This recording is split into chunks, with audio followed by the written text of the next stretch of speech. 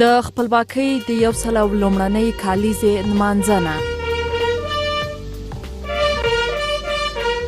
ولسمشر غني دا ورځ یې یوازې د آزادۍ پر څلي د ګلانو د ګېډۍ په ایښېدو پیل کړه. کابل بیا په همدې آزادۍ ورځ کې تر بریدونو لاندې راغی. 14 توغندي د ښار پر 4 څنډو ولګېدل. له دغو توغندیو یو یې د ولسمشرۍ په ماڼۍ کې پریوت. هلته دننه یوه سرچینه وایي یو توغندی د تشریفاتو قطعې پر ودانۍ لګېدلی چې د همدغې قطعې 6 کارکوونکي یې ټپیان کړي دي. د کورنیو چارو وزارت بیا وایي توغندي د خلکو پر کورونو لګېدلي. د 4 ماشومانو او یوې ښځې په ګډون 10 تنه یې ټپیان کړي دي.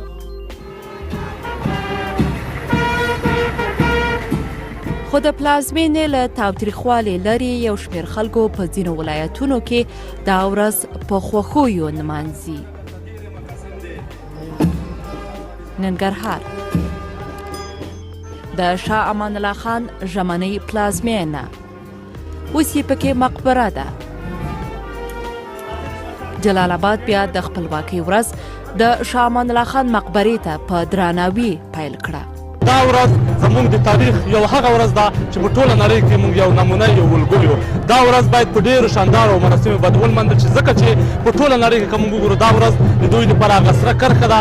زه راغلی خپل وطن ته ډېر خوشحاله یم، افتخار کوم چې 101 کال ازادي ورځ دلته تجلیلوو. د افغانستان د استقلال د کال 101 کال دی او موږ ډېر خوشحاله یو چې دا جشن په ښه شانداره مراسمو باندې ولمانځل.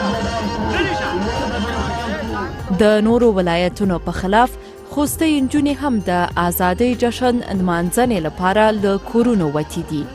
دوی وایي دا خوښۍ د آزادۍ یو انځور دی. شاه امان الله خان په افغانستان کې د زده کړو په ځانګړې توګه د عصري علومو د تدریس بنسټ یې کېښود. د ښځو زده کړو او د دوی د تحصیل خوندیتوب ته یې ځانګړې پاملرنه کوله. لویه جرګه یې راوبلله او دې سره افغانستان د لومړي ځل لپاره د لوړو انساني حقونو پر بنسټ د اساسي قانون څښتن شو.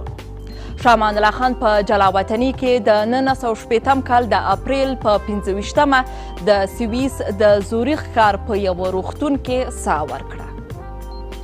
شازیه حیا، BBC کابل.